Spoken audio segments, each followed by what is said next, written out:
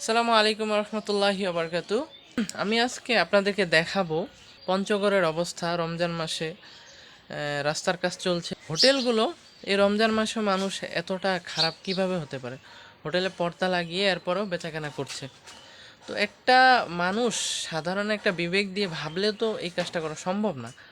আল্লাহ তাআলার ভয় থাকলে এই কাজটা করা সম্ভব না। আমরা মুসলমান মানুষ, তো অবশ্যই আমরা মুসলমান হিসেবে আমাদেরকে তো এগুলো থেকে অবশ্যই বিরত থাকতে হবে। আমরা এই সুযোগটা কেন দেব মানুষকে? মানুষদেরকে আমরা এই সুযোগটা কেন দেব? হোটেল খোলা রেখে পর্দা টাঙিয়ে তারপরে আমাদেরকে ব্যবসা করতেই হবে, এটা হচ্ছে কিছু মানুষের বৈশিষ্ট্য। তো আল্লাহ তাআলা আমাদেরকে হেদায়েত দান করুক, বুঝ দান করুক, সমঝ দান করুক। আপনারা দেখতে থাকুন আর পুরো ভিডিওটা দেখবেন আর শেয়ার করবেন। ভালো লাগলে লাইক করবেন, শেয়ার করবেন, আর খুব বেশি ভালো লাগলে সাবস্ক্রাইব করে বেল আইকনটি বাজিয়ে আমার পাশে থাকবেন, যাতে আপনাদের সাথে আমার আবার দেখা হয়ে যায়। তো কথা না বাড়িয়ে চলুন যাওয়া যাক। আলহামদুলিল্লাহ রাস্তায় চলে আসলাম। এসে দেখি যে রাস্তার কাজ চলছে। এই যে মাটি খুঁড়ে রাখা হয়েছে, দুই পাশে যে গরু হাঁটছে। রাস্তাটা কিন্তু অনেক বড় হবে, যেহেতু পঞ্চগড়ের এই রাস্তাগুলো অনেক দিন অবহেলিত ছিল। সরকার বদল হওয়ার কারণে কিন্তু এরকম নতুন কাজ হচ্ছে। আর এই যে বালুর বস্তা দিয়ে লাল ফ্ল্যাগ দিয়ে রাখা হয়েছে, যাতে ওই পাশে কেউ পড়ে না যায়। সাইকেল হোক, মোটর সাইকেল হোক, বা অটো রিক্সা হোক, বা বড় গাড়ি হোক, যাতে ওই পাশে পড়ে না যায়। এই জন্য বালুর বস্তা দিয়ে লাল ফ্ল্যাগ দিয়ে দেওয়া হয়েছে। এই যে বালু ফেলে রাখা হয়েছে, বালু ভরাট করা হচ্ছে। এরপরে হয়তো আর ইট দেওয়া হবে উপরে। আর এই যে গরুগুলো তদন্ত করছে কোথাও কোনো কাজের ত্রুটি আছে কিনা। তো আমি ভিডিও করছি, খুবই চমৎকার লাগছে যেহেতু রাস্তাঘাট ফাঁকা। আর রাস্তা ছোট হওয়াতে বড় বড় ট্রাক আসার কারণে আমাদের কিন্তু, বিশেষ করে যারা সাইকেল এবং পথচারী, এদের কিন্তু খুব কষ্ট হয় রাস্তা ছোট হওয়ার কারণে। তো আলহামদুলিল্লাহ অনেক বড় হচ্ছে। যে একটা হোটেল দেখতে পাচ্ছেন আপনারা, পর্দা লাগিয়েছে।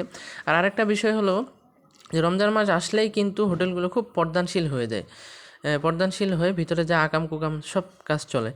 রমজান মাসে খাওয়া দাওয়া চলে, এটা কেমন একটা কথা? তো আমিও ভিডিও করছি, একা দিয়ে ভিডিও করছি আর সাইকেল চালাচ্ছি। এটা কিন্তু খুব রিস্ক, তারপরও আমি করছি আপনাদের জন্য, আপনাদের ভালোবাসা পাওয়ার জন্য। তো এই যে এখানে একটা হোটেল, খাবারগুলো সাজায় রাখা হয়েছে, আর ওই যে পর্দা দিয়ে দেওয়া হয়েছে।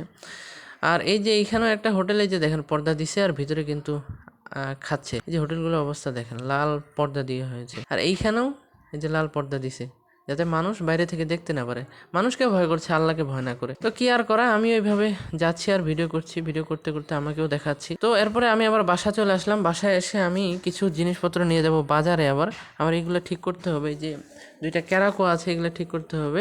এগুলো দিয়ে আমি মাঝে মাঝে কোরআন তেলাওয়াত শুনি এবং ওয়াজ শুনি, গজল শুনি, এই আর কি। তো আমার মোবাইলটাও খারাপ হয়েছে, মোবাইলটা দিলাম ঠিক করতে। মোবাইলটা ঠিক করছে। তো মোবাইলটা আলহামদুলিল্লাহ ঠিক হয়ে গেছে। আসলে পড়ে গিয়ে ভেঙে গেছিলো। তো এরপরে আমি আবার আমাকে একটু দেখালাম। তো এরপরে আমি আমার সাইকেলটা পাম্প করতে নিয়ে আসলাম। আমার সাইকেলের চাকায় কিন্তু পাম্প কমে গেছে, এই জন্য আগাচ্ছে না। তো ভাবলাম যে একটু পাম্প করে নিই। পাম্প করা হলে আমি আবার বাসায় চলে এসে আব্বার সাথে দুষ্টামি করা শুরু করে দিলাম। আসলে আব্বার সাথে প্রতিদিনই দুষ্টামি করি। তো আমার নিয়ত ছিল যে চুলটা টেনে নিব। তো আব্বা দেখার কারণে একটু রাগ করে আব্বা চলে গেলো যে যা, তোর আর ভিডিওতে আসবো না। তো আব্বা বলতেছে যে ঠিক আছে, আমি বসি। তারপরে আমি আবার পা দিয়ে সরিয়ে একটু বসার চেষ্টা করলাম। তো আব্বা বলতেছে যে আমাকে অনেক বকাবকি করলো যে এইভাবে বসলে আমার কিন্তু জ্বালা হাড্ডি, সরি, আমার কিন্তু পুরাট হাড্ডি। পুরাট মানে হচ্ছে বয়স, একটু বয়স হয়ে গেছে। এই বয়স্ক হাড্ডি দিয়ে আমি যদি পড়ে যাই তাহলে কিন্তু কোমর ভেঙে যাবে। আমি বললাম যে এইটুকু উপর থেকে পড়লে কিছুই হবে না। তো আমি ভাবলাম যে আরেকটু মজা করা যাক। তো কি মজা করা যায়, বসে আব্বাকে চুলকাচ্ছি আর এটালে একটু কাতুকুতু দেওয়ার চেষ্টা করছি। তো সবাই ভালো থাকবেন, সুস্থ থাকবেন। আসসালামু আলাইকুম।